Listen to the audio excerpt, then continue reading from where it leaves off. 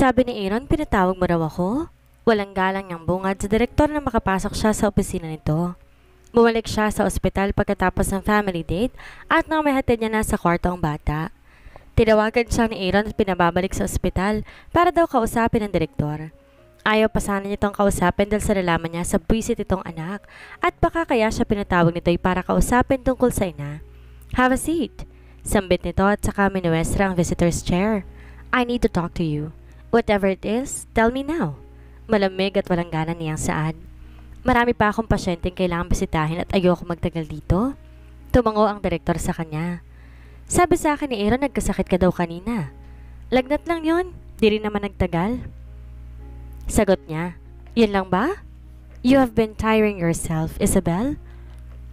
Hindi ka na nagda-day off, wala kang bakasyon. I'm worried that you are overworking yourself too much. Huwag ka na magpaligoy-ligoy pa. Tell me what you want to say. I need to go back to my patient, director. I'm giving you 1 month leave. Magbakasyon ka muna. I already signed it and the board already agreed. Mahinahong saan nito. Starting today. Umawang ang labi niya at namilog ang kanyang mga mata. Anger filled her being. How dare he do that to her? Anong gagawin niya sa loob ng 1 buwan? And 2 weeks from now, ooperahan na niya ang bata. May check-up din to and chemotherapy. Nagtiim ang bagang niya at nakuyom ang kanyang kamao.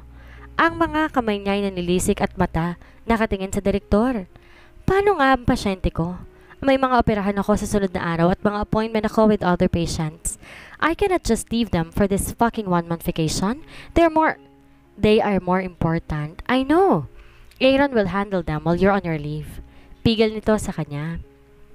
You as a doctor should always take care of yourself para hindi ka nagkakasakit. And this vacation might help you, don't you think? Wala na akong sakit. Galit na sambit niya. Tell me, gumaganti ka ba sa akin dahil hindi ako pumayag sa relasyon ninyo ng nanay ko? Is this the way of saying your revenge? Umiling ito. No, this has nothing to do with your mother. Kalmadong sagot nito. I am doing this for your own good, Isabel. At pumayag na ang kapatid mong si Aaron. Dapat lang nabigyan kita ng bakasyon. What about me? Tinanong naman lang ba ako kung kailangan ko ng bakasyon? Kung gusto ko? Sigaw niya.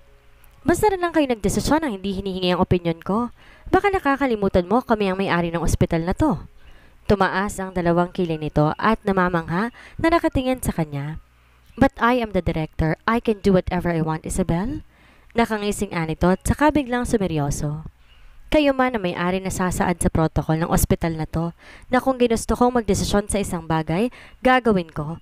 And I can also fire you for your attitude kahit pa magalit ka sa akin. Saad nito at saka muling bumaling sa mga ginagawa. Wala na akong sasabihin bukod doon. No, I want to give you something. Dagdag nito at saka may kinuha sa isang drawer at iniabot sa kanya. It was a small envelope. Tiningnan lang ito ni Isabel. What is that? Our wedding invitation? Sagot nito. I will still give you one kahit hindi ka pumunta sa araw ng kasal para naman di mo masabi na naitsapwera ka na naman. The director heaved a sigh. I know you are against of our relationship. Shut right there, Mr. Santos. Pigil na rito. Ayokong pag-usapan ng bagay na yan. We're talking about you giving me a 1 month leave. Sandali siya nitong tinitigan. Hindi na magbabagong isip ko. Kung hindi ka papayag, sasabihin ko sa lolo mo lahat ng mga pinagagagawa mo sa ospital na to. She smirked. Are you threatening me? Isabel Laksamana, one of your best doctor in this hospital? He again sighed. You may take your leave. Galit nitong tinalikuran at nagdadabog na lumabas. Hinubad niya ang lab coat na suot at kinuhang telepono sa bulsa, tsaka hinanap ang taong gusto niyang tawagan. She wants to lessen her anger. Hindi siya pwedeng umuwi ng galit, lalo na't ibang bahay ang tutuluyan niya. It took 3 rings until he answered. Hello? Walang ganang sagot ng nasa kabilang linya. Malamang nasa kasarapan ito ng tulog. Isabel, alam kong sanay ka sa puyatan and I don't care about that, but please huwag mo akong abalahin. She looked at her wristwatch to check what time it is. It's still 9. Everest? Kunot noon niyang sambit sa kausap. Ang aga mo namang matulog. Everest is one of her cousins. Anak to ng Tito Ernesto niya sa kasintahan nito bago pa nito maging asawa ang Tita Violeta niya. Sa madaling salita, anak ito ng Tito Ernesto niya sa labas. Kapatid ito ni Roxanne. Nakilala niya to nung bata pa sila, nung pinakilala ng ina nito si Everest sa buong pamilya. De Los Reyes ang apelido ni Everest noon, pero pinapilitan ng lolo nila ng Laksamana dahil isa itong dugong Laksamana. Gayunpaman, kahit tahimik lang noon si Everest at hindi nanunumbat sa ama, alam niya, marami itong gustong sabihin. Tulad niya, marami itong kinikimkim na sama ng loob. Sandaling tumira si Everest noon sa mansyon. Nanatili to hanggang makapagtapos to ng kolehiyo. Simula nun, di na to humihingi pa ng tulong sa kanila. Binuhay nito ang sarili sa sariling sikap. Everest is now a great car racer. Hindi to kilala na iba bilang isang Laksamana kundi isang magaling na racer. Gumawa ito ng salitang pangalan na gamit ang Laksamana. And her being close to Everest, lagi siya nitong niyayaya noon na manood ng karera niya and she always watched him. Si Everest din ang nagturo sa kanya kung paano mag-drive ng isang sports car and she feel like racing tonight with Everest. Sandali itong natahimik. Let me guess, tinutopa ka na naman at ako na naman ang guguluhin mo? She heaved a sigh. Meet me at your racetrack. Aniya at saka pinatay na ang tawag. Nakakunot ang noo ni Isabel nang makita ang papalapit na sasakyan ni Everest. It is just a fucking Mazda and not his famous Mustang. Lumabas ang pinsan sa driver's seat at nakapambahay lang ito. A black shirt and a jersey short at nakatsinelas pa. Suot na niya ang racing gear niya pero ang loko niyang pinsan, hindi man lang nag-effort. Mukhang ayaw siya nitong pagbigyan. Nagtungo to sa compartment ng sasakyan, tsaka nito binuksan at may nilabas na kung ano. Nang maglakad to palapit sa kanya, doon niya nakita kung anong dala nito. Isang case ng alak. Nakangisi tong lumapit sa kanya. Jeez, Isabel, you really look angry. What is it this time? Imbes sagutin, pinukol niya na masamang tayo ng pinsan. I'm not in the mood to drink, Ev. But I am, sambit nito. Nagising ako sa kasarapan ng tulog ko dahil sa'yo at di ko na naman makukuhang tulog ko niyan. May insomnia ako kaya iinom tayo kaysa magkarera. So it's either drink with me or nothing. She sighed in defeat. Fine, he smirked. Come, follow me. Sambit nito at saka nagpaunang maglakad palapit sila kung saan naroon ang locker nito. Nilapag ni Everest ang isang case ng alak sa sahig, tsaka ito kumuha ng yelo sa mini refrigerator na naroon. So, what's the problem? Alam ko naman na saka mo lang ako tatawagan kapag may problema ka o kaya galit ka. Is it worthy of my precious time?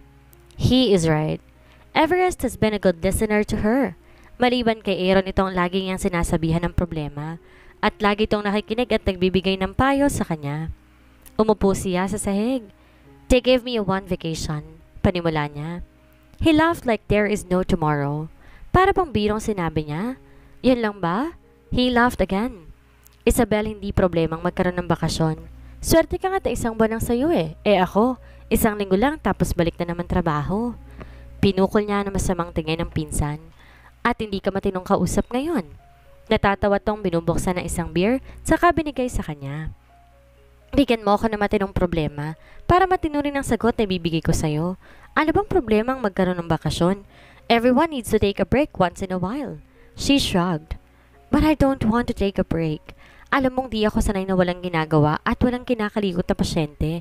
You know that I've been working my ass for the past 4 years without vacation. Sanay ako nagtatrabaho at kung magbabakasyon ako, ano namang gagawin ko? Eh di mag-isip ka ng pwedeng pagkaabalahan? Anito saka lumagok ng alak. Like hanging out with friends.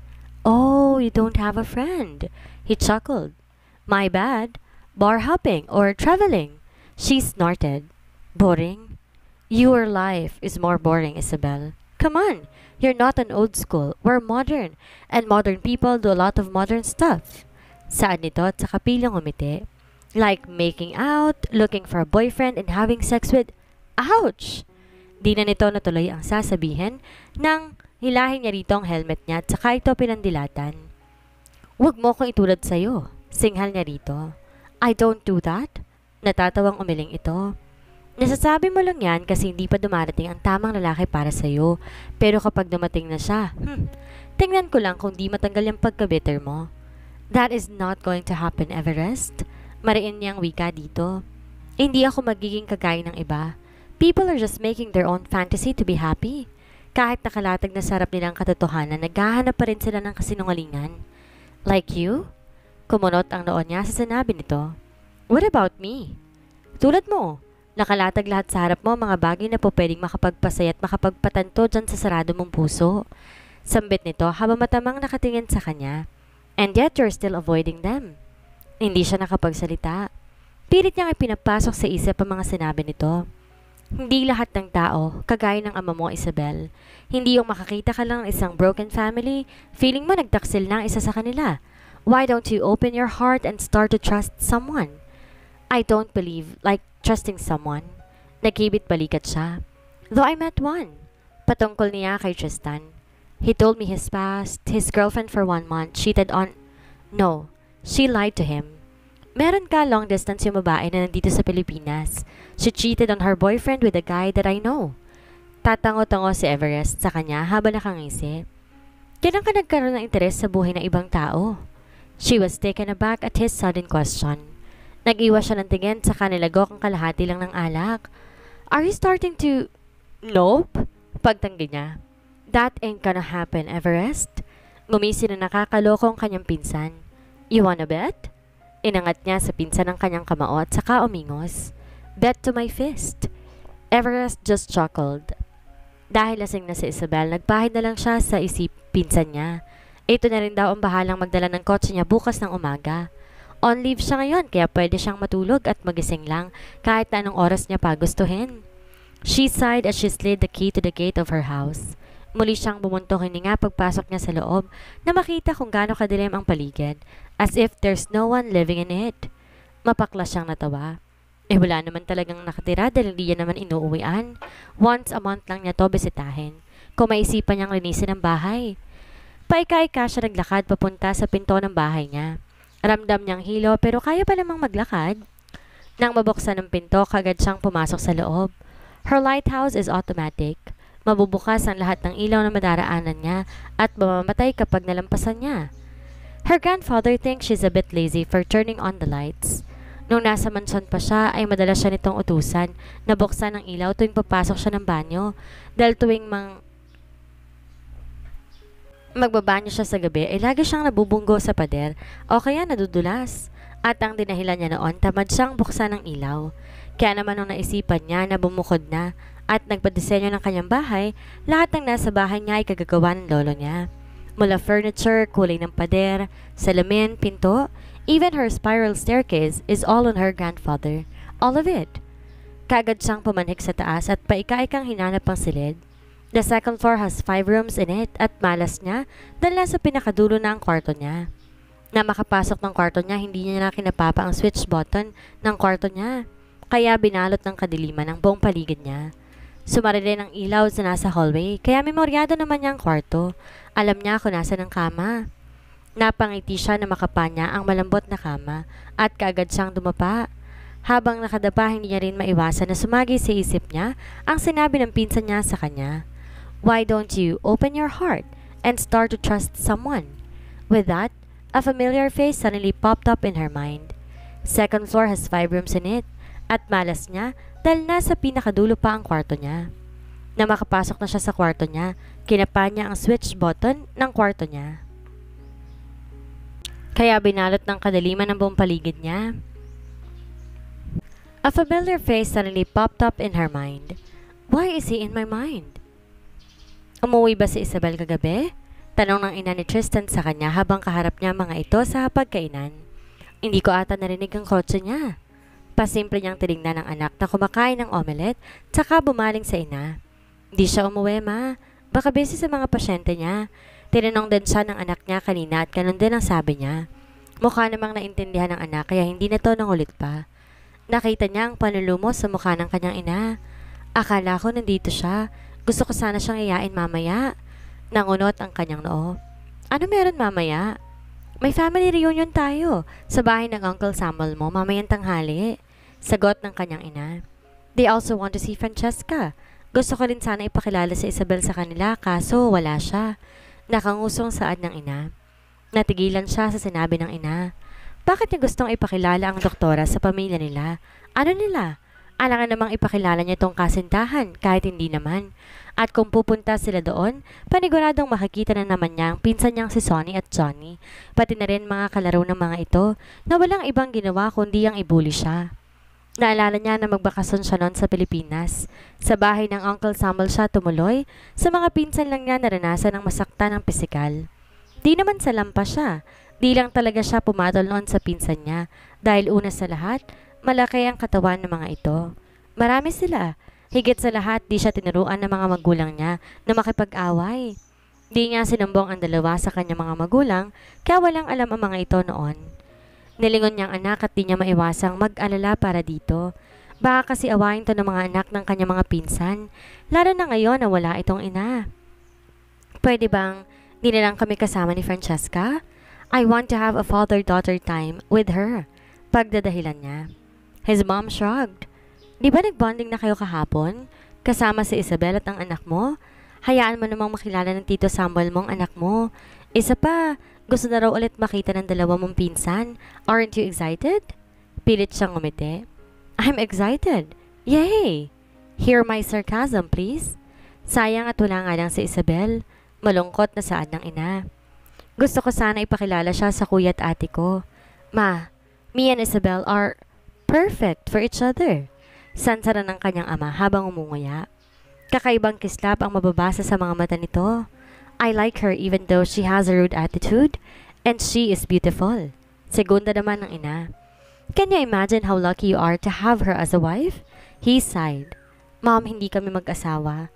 Alam niyo naman ang rason kung bakit namin yung ginagawa, hindi ba? Hanggang doon lang ba ang tingin mo sa kanya? Tanong ng ama. Kasi kung akong tatanungin, she is way better from all the women you have introduced to us. Hindi siya nakapagsalita. Di siya makapaniwalang botong mga magulang niya sa dalaga, gayong alam naman ng mga ito na imposibleng may mamagitan sa kanila ni Isabel. Hindi nga niya ito makausap ng matino. Lagi siya nitong tinataboy sa tuwing magtatangka siyang lapitan ito.